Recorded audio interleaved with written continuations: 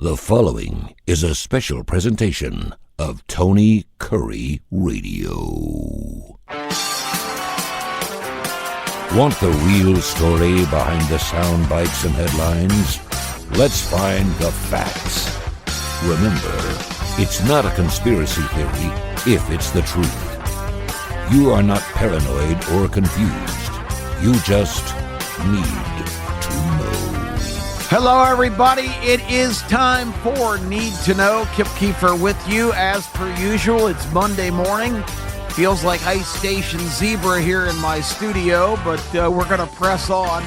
If the icicles form on my nose, you'll know it's because I'm being stubborn and have not kicked the heat on down here in this subterranean environment, which is very good for equipment, by the way, but not so good for the equipment operator and the show host. A little chilly here.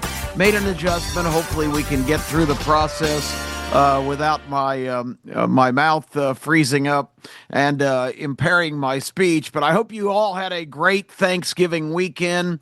It's an important holiday, I think, for everybody to kind of regroup and get over a lot of the anxiety and confrontation and a lot of things that are happening right now in this country, and just kind of focus on the things that are really important. And we keep stressing the tri-themes, the founding principles of this country, which are pretty simple and pretty basic.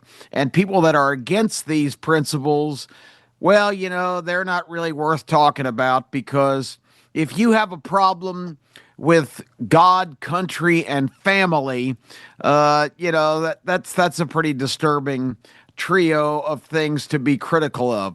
Now, of course, everybody has the right to have their opinion on religion and government, but family really needs to be emphasized by everybody.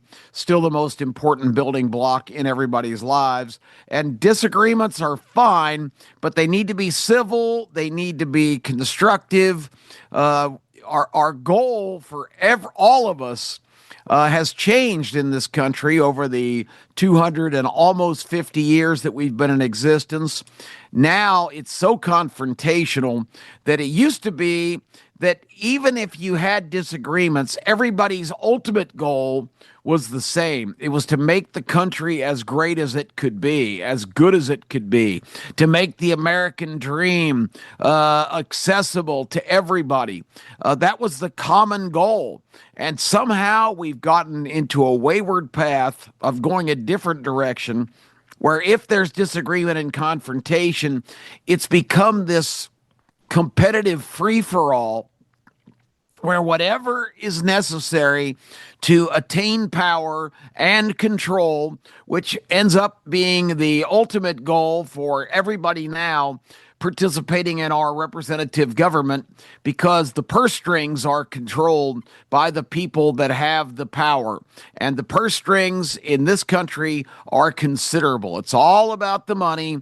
Follow the money. It's been the same theme for generations, for thousands of years in the world. It's always about the pursuit of wealth, power, control, and that has not changed now. But it has really put us into a bad course. There's all kinds of different elements working against us, both foreign and domestic. They want to see this country implode from within because they can't touch us from outside. And they are doing a very effective job. And any American who is not clued in to what's happening needs to pay attention to my program here, to other people, trying to get you to focus on the important aspects of what's going on in this country. They're trying to take it away from you. And I say they is a strange bedfellow amalgam of all kinds of special interest groups, of foreign people that want to take advantage of American wealth and strength and resources. It's just a real formidable lineup of people that want to upset the apple cart of what America was founded on and what we all enjoy, which is individual liberty and freedom. And so there we go, the pep talk that we usually kind of weave into these broadcasts every week, because everybody needs to be awake and alive now and stand up for their country and their rights and their unbelievable opportunity to live in the greatest country ever conceived. I'm going to do an ABC list today, a little alphabet lesson. I hope we're still teaching that in school. I think we're trying to explain why it's okay for Jimmy to have three daddies or two mamas or whatever, instead of A, B, C, D, E, F, G. But we're going to go by the ABCs today because I have a list, and amazingly, it's really top heavy in the A category.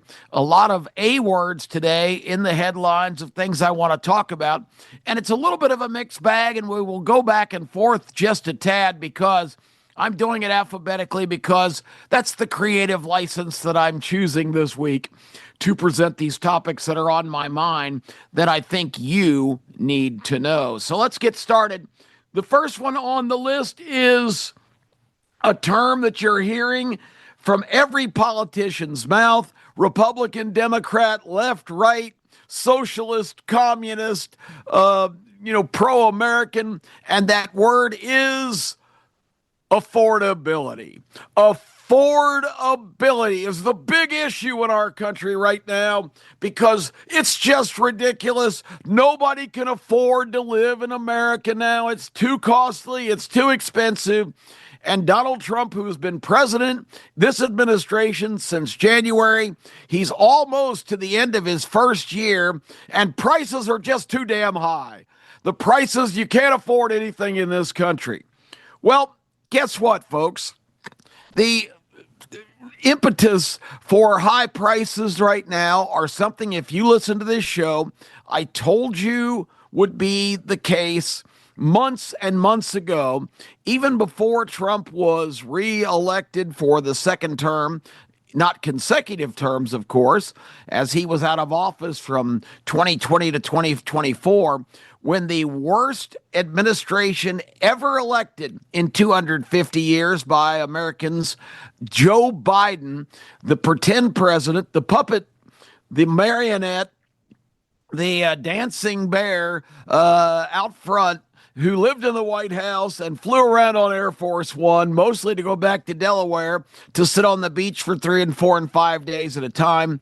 The shadow administration run by Obama, surrogates, and people that were in his government. It was all stuffed full. It was the third term of a Barack Obama administration. In that era, Joe Biden and the shadow administration allowed inflation to balloon to close to 10%, the highest we'd had in over 100 years in this country.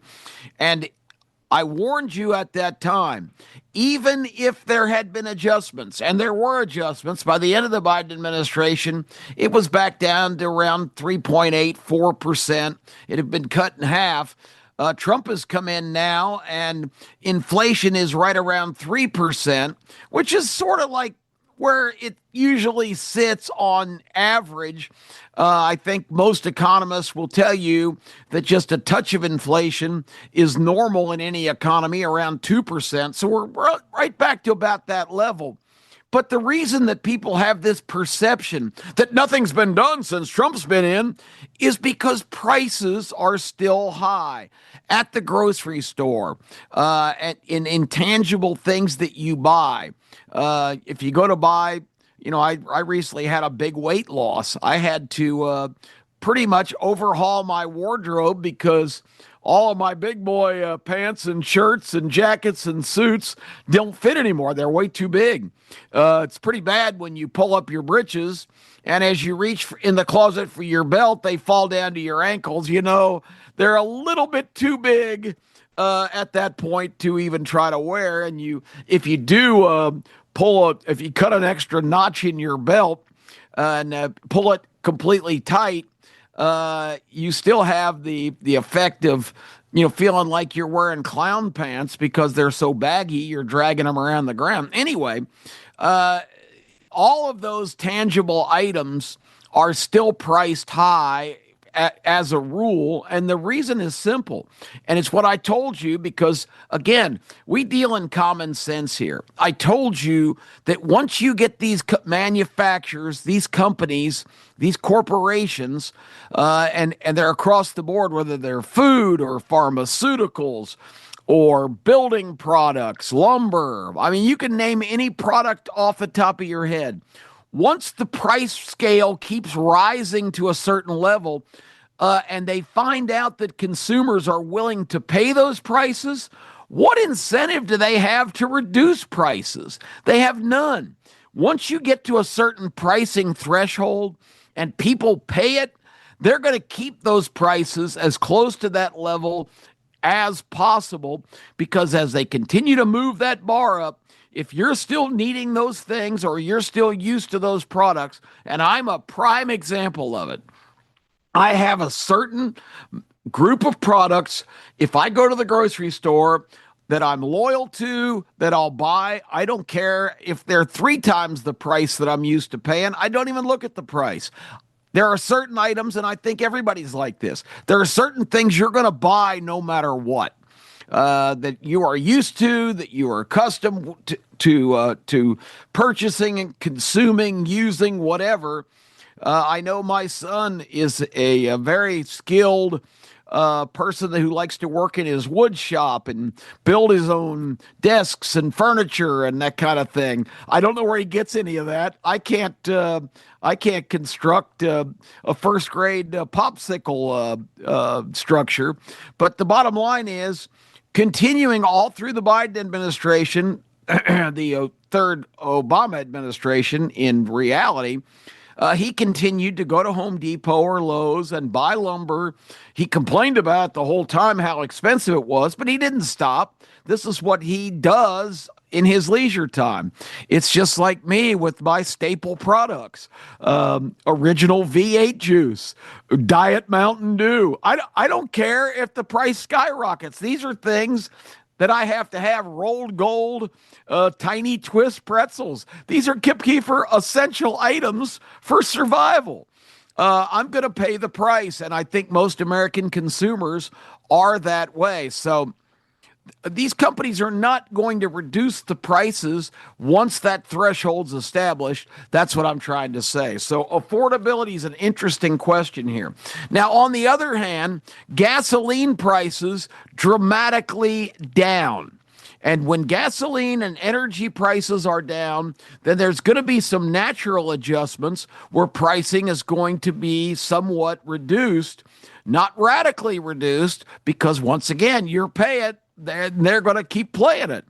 But if the cost of manufacturing goods and the cost of transporting those goods to the marketplace is not as high, then those prices have the ability to come down. And you know what absolutely affects that at the end of the day? It's one major factor: free enterprise, free market, competition.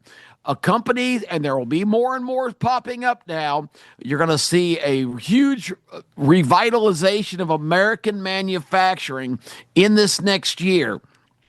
Trump has secured literally trillions of dollars of companies coming back here to avoid his tariffs and build products in the country. It's going to create tons of jobs. It's going to create prosperity, but it's also going to create something more important: competition.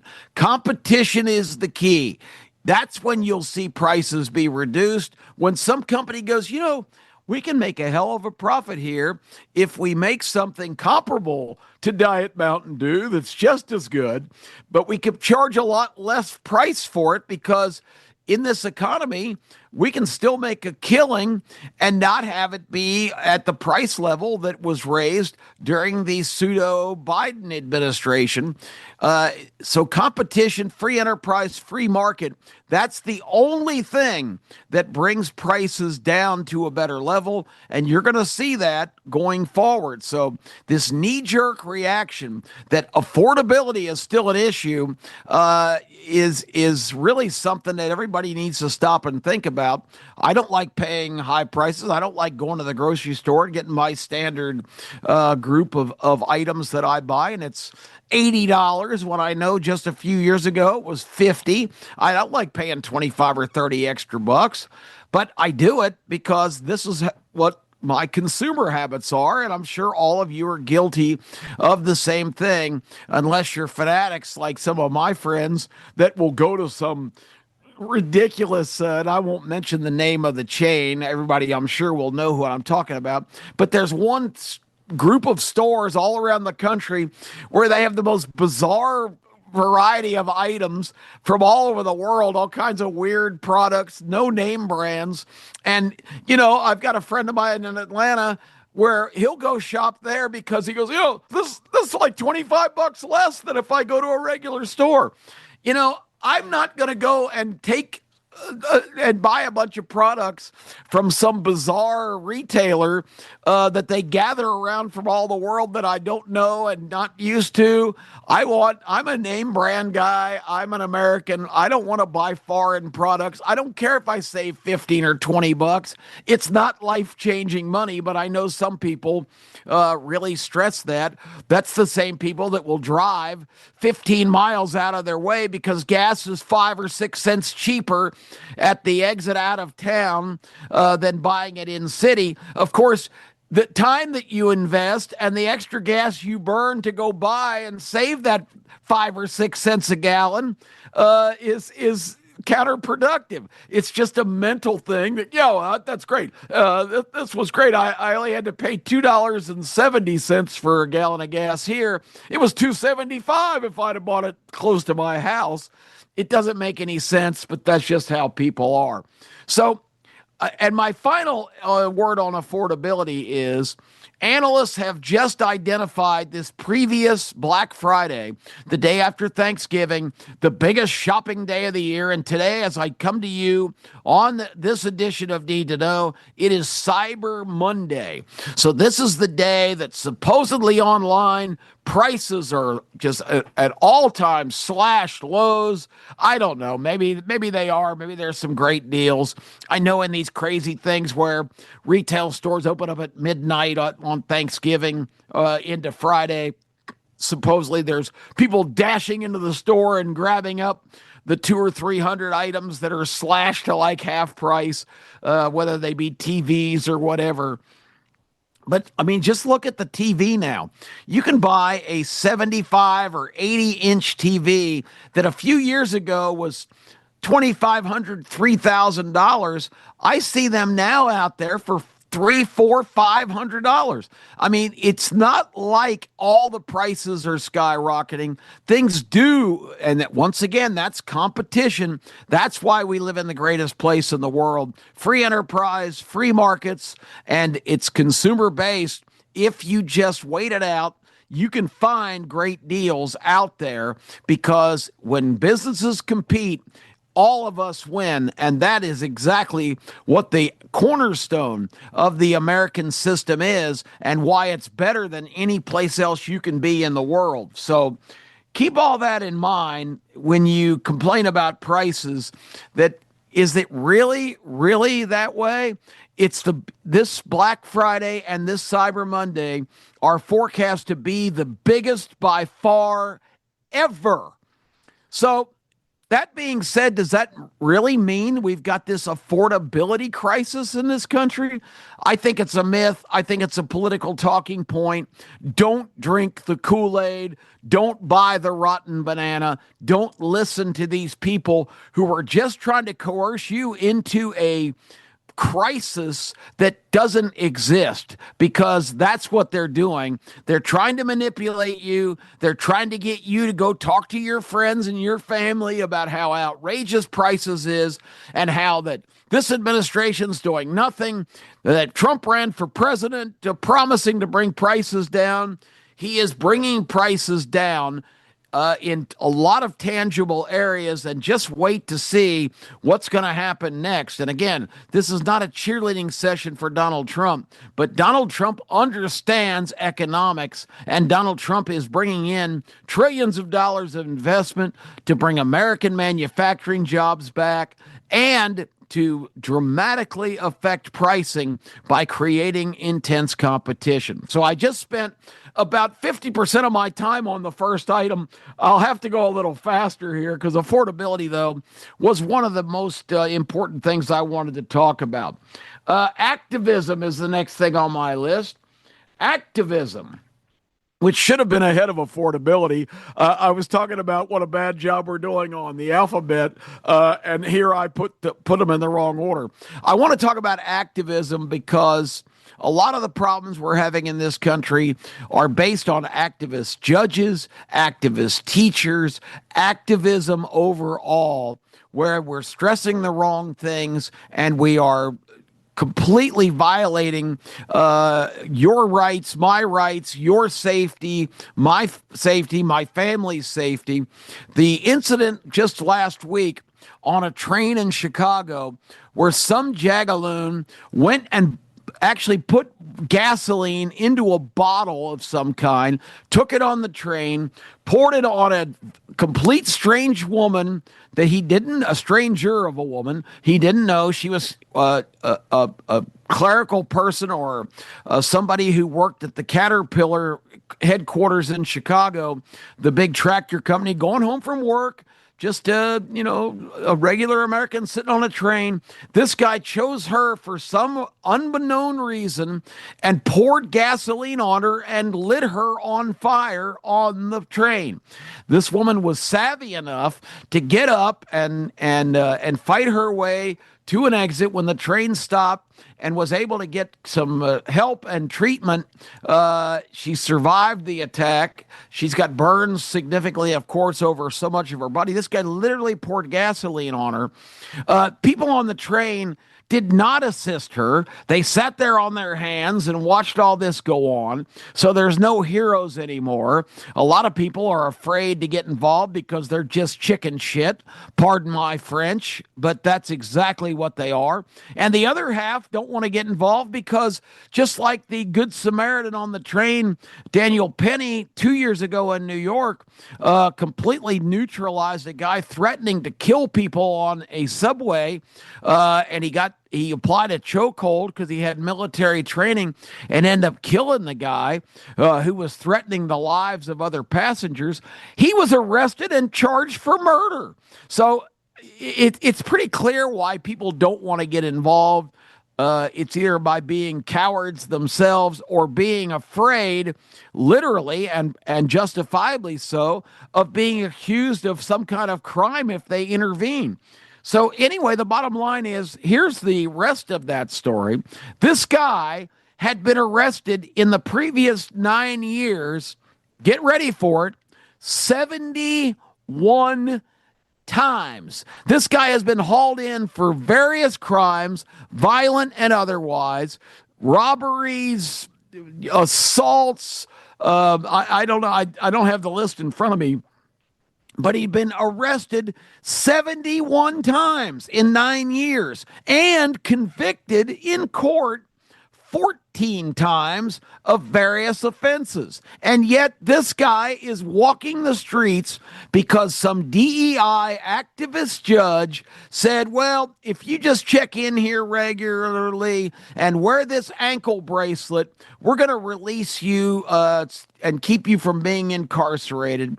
So This guy basically had to be monitored, but the dirty little secret is nobody's watching these monitors. This is just an excuse by these activist judges that, the real victims of crimes are the people perpetrating the crimes, not the actual victims, because these people have been dealt a bad card and they've got mental irregularities or they've got some kind of excuse where they are terrorizing society. A guy arrested 71 times in 9 years, convicted of 14 different crimes, released by an activist judge, is just an abomination. It is outrageous. It is ridiculous. It cannot be tolerated. There's got to be some kind of judicial review process in this country where we can get these lunatics masquerading as judges off the bench. Any kind of judge that has some kind of lifetime appointment or is just bulletproof from being removed in cases where continuously people that they let back on the streets commit crimes, including capital crimes like murder and assault and robberies, different transgressions. These judges that are responsible for this and pile up a record of this kind of activist behavior, we need to have some kind of mechanism to get them the hell off the bench. There's got to be some kind of review, I don't know, every 3 years, every 5 years, where people look at what they've done, look at their cases, look at the implications of what their decisions have meant, and do something about these judges that have to be removed. If you're some kind of idealist and you have weaseled your way into a judge's post and you don't base decisions on common sense and law and order, you have to go. You cannot be an activist judge sitting in a courtroom making decisions on what feels right or what is sympathetic or is compassionate.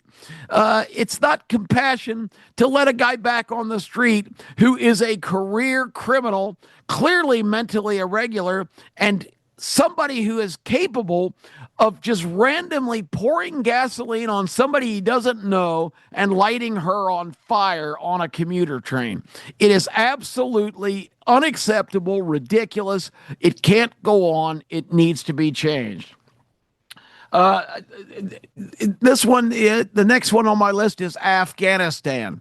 And Afghanistan, of course, we had the horrendous day before Thanksgiving, last Wednesday in Washington.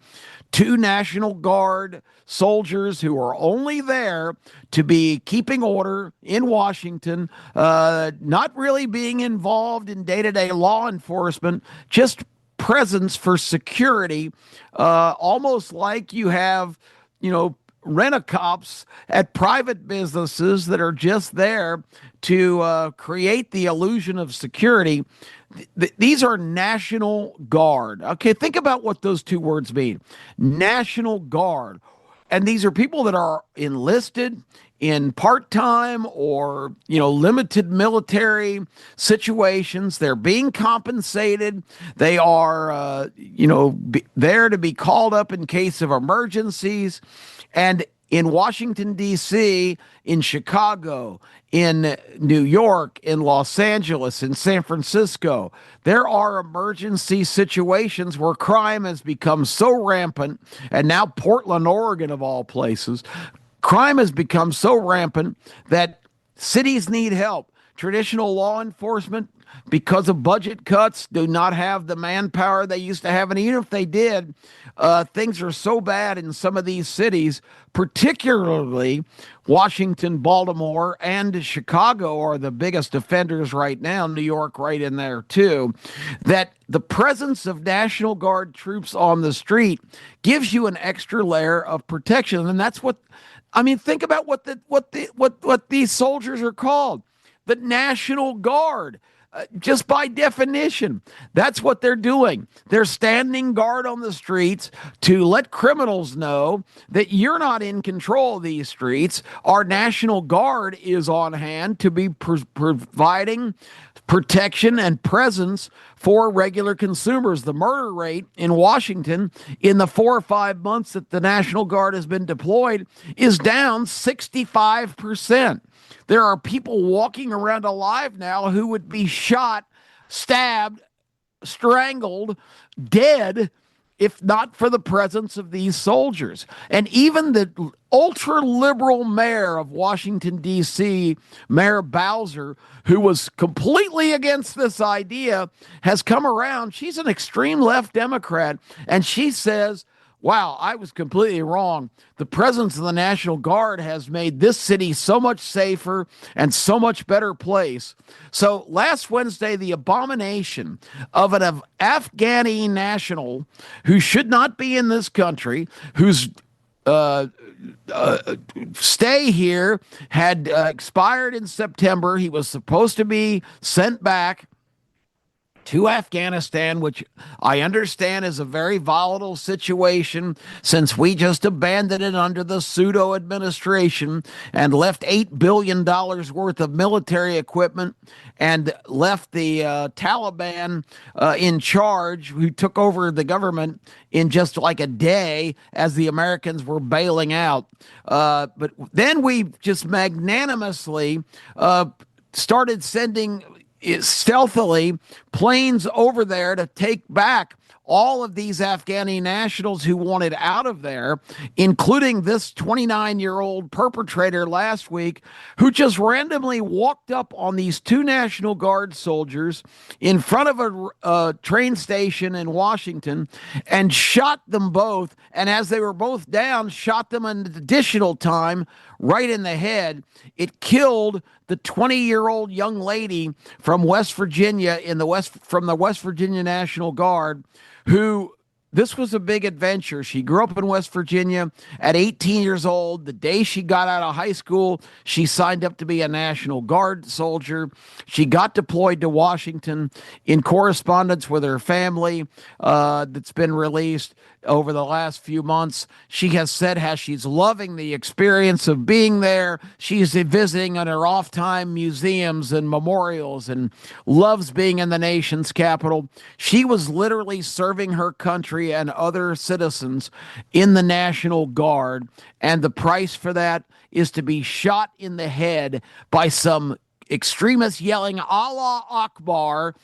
Supposedly, he was a cooperative person in the Afghan situation who was working covertly with the CIA on operations, which is how he earned his pass for a couple of years to come to the United States. But his time was up. He was supposed to leave. So who knows what this guy's motivation was to just walk up and execute two young people who were devoting their time to military service on the National Guard and doing a great job in Washington. The young lady, of course, passed away. The young man is fighting for his life in a Washington hospital and probably will not ever regain full function, having been shot in the head, even if he does survive. This is a horrible story. It's sickening. It's abominable.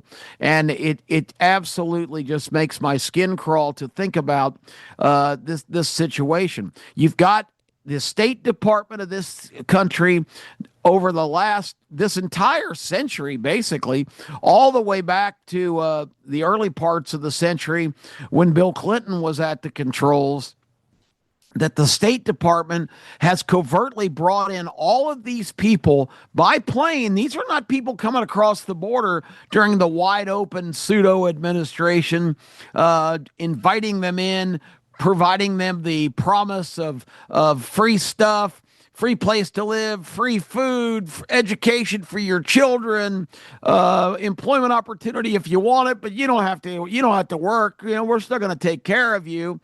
No, that's not what this is. This is not the invasion of our country during the previous 4 years. This is the State Department methodically recruiting people, having lotteries in hostile countries for citizens to come to the United States. They imported hundreds of thousands of Somalis that now live in Minnesota. They relocated these people and intentionally put them all together in these tribal, sort of, compound setups because they wanted to create voting blocks of these radical Muslims that are going to be a force in politics. They've already, of course, commandeered an entire area of the state of Minnesota and have elected a couple of really left-wing radical Congress people, and that was the plan. It was to bring in all of these new people, and the dirty little secret, which we've been telling you about on this show the last couple of weeks, is to secretly get them Social Security numbers, which is highly illegal. A non-citizen cannot have a Social Security number, but once they get those to them, they can get driver's licenses, they can register to vote. These people, a lot of them got a fast path to citizenship, but a lot of them don't even have citizenship, but still now have the full rights of citizenship. And it's come to light in the last couple of weeks that the Somali contingent in Minnesota is running one of the great scam operations we've seen in this country in a number of years, because liberal Minnesota created all these funds during the COVID years to supposedly feed families and to treat sick people, and a program that really is ridiculous, to aid children and families suffering from autism. Autism is one of the most interesting dynamics in recent years in the country, because autism is blamed for all kinds of different maladies. If a child's behavior is just a little bit different, or they have some different ideas, all of a sudden the pharmaceutical companies make a huge score because we're pumping them full of all kinds of drugs. Oh, this child's autistic. We've got health officials saying, well, this is probably traced back to this or that, or this chemical in this food, or this additive. Basically, autism has become the catchphrase, the place to assign all blame for any child who's a little bit different. And not to suggest, because I don't want anybody accusing me of not being sympathetic, autism is real, actual autism. But autism now is being chalked up as just like this generic category of anything that any child suffering from any kind of condition is getting written off to. Anyway, between autism and supposedly feeding people that are in desperate need, and also providing another fund to weather the storm of COVID, Minnesota created this giant fund of assistance money. And basically, the Somali population there has been milking these funds all the way now up into 2025, 4 full years after the COVID crisis has gone away. These funds continue through federal monies and state money in Minnesota, continue to be piling up big assets, and there are now clear evidence that this Somali contingent in Minnesota has been profiting to the tune of tens of millions, even hundreds of millions of dollars, as they continue to draw money out. Somebody used a great analogy. It's like the continual filling of the cookie jar and the continuing emptying of it by this one group of people. It's one of the great scams of all time that they are inventing individuals to access these funds. So these are really crime syndicates that we've set up on purpose in the country, and it's really sad, because another one of my words in the A category is assimilation. It used to be that people came to this country wanting to become Americans, not to come and be a Somali or a Mexican or a Guatemalan or a Palestinian carrying around flags from their country, rioting, raising hell, protesting with destructive intent, throwing bricks. This weekend in a protest in New York, groups of people in these protest situations parading around with their own flags, throwing planters, the big giant concrete things that flowers outside of buildings are in, at ICE officers, at police officers, assaulting law officers. We never tolerated the assault of law officers in this country before. It should be instantly a offense that anybody in this country from one of these foreign countries, particularly ones that are here illegally, that is automatic ejection. It's just like in a ball game. If you throw a punch or you commit a targeting foul, you are out of the game. And that's what we need to get to here. But no, some activist judge will say, well, it wasn't their fault. This is an emotional issue. This is the fault of people making the laws here, and it's the Trump administration that's driving these people. It's all the bad rhetoric, but that does not justify bad behavior. It should be instant ejection. Don't pass go. Go to jail, don't have due process, don't go before an activist judge. You get shackled and you get taken right to the airfield, put on a transport plane, and ejected from the United States of America.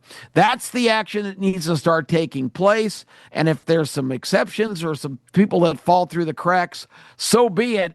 But we've got to get this country cleaned up. It's out of control. It's activism, and it's not organic. It's not happening by accident. It's all by design. Once again, power, control, and ultimately, people with power and control have the hands on the purse strings, hands on the money, hands on the asset.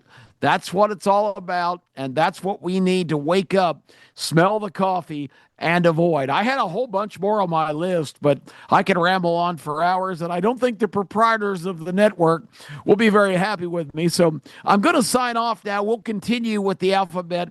That got through most of the A's. Remember, it is affordability. It's Afghanistan. It is adaptability. It is activism. And it's all of those things that right now we all need to become focused on so we can take our country back and keep these people that are trying to take it from us. And believe me, heed my words here. If you are dissatisfied with America in its current state, then just keep your head in the sand. Don't get involved. Don't be courageous and step up when it's time for you, your moment. And all of us will have that moment when some blowhard's telling you that everything's terrible, and you're just nodding your head because you don't want to be confrontational. Well, get over it, because you need to stand up for your country, for your family, for your God, because these people coming in our country now will never assimilate.